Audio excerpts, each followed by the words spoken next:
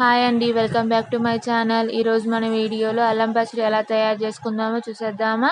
Skip చేయకుండా last వరకు చూడండి. ధనియాలు, మినపగుండ్లు వేయించుకొని పక్కన పెట్టుకోవాలి. మామిడికాయ ముక్కల్ని ఇలా తరుముకోవాలి. బెల్లాన్ని ఇలా తురుముకోవాలి. అల్లాన్ని తరుక్కొని అలా పక్కన పెట్టుకోవాలి. కరివేపాకుని కడిగి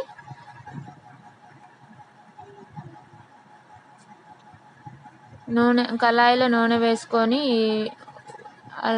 కరివేపాకుని వేయించుకోవాలి.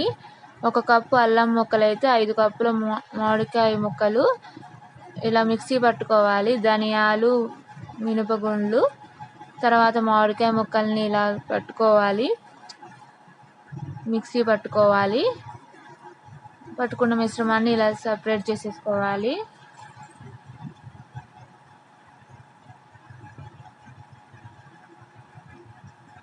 అల్లాన్ని కూడా మిక్సీ పట్టుకోవాలి. 1 కప్పు అల్లం ముక్కలు అయితే 5 కప్పుల మామిడికాయ ముక్కలు, 2 కప్పుల బెల్లం అయితే కరెక్ట్గా కొలత సరిపోద్దండి. అల్లం పచ్చడి బాగా వస్తుంది. మీరు కూడా ట్రై చేయండి. ఇప్పుడు బెల్లాన్ని మిక్సీ పట్టుకోవాలి.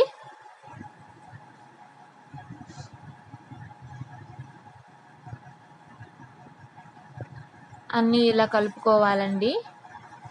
తర్వాత 1/2 కప్పు ఉప్పు, 1 టేబుల్ స్పూన్ పసుపు వేసుకొని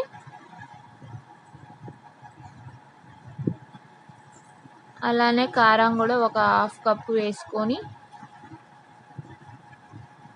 మొత్తాన్ని కలిపేసుకోవాలి.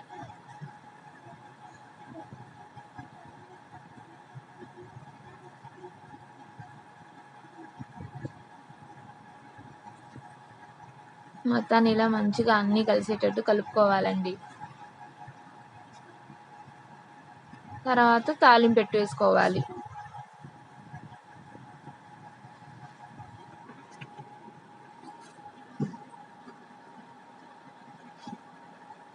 ఎప్పుడు చింతపండుతో అల్లం పచ్చడి చూస్తాము. ఇలా వెరైటీగా మామిడికాయలతో చూడండి. వెరైటీగా అల్లం పచ్చడి మళ్ళీ మళ్ళీ తినాలనిపిస్తుంది. ఇలా తాలింపు పెట్టేసుకున్నాక అల్లం పచ్చడిలో కలిపేసుకోవాలి.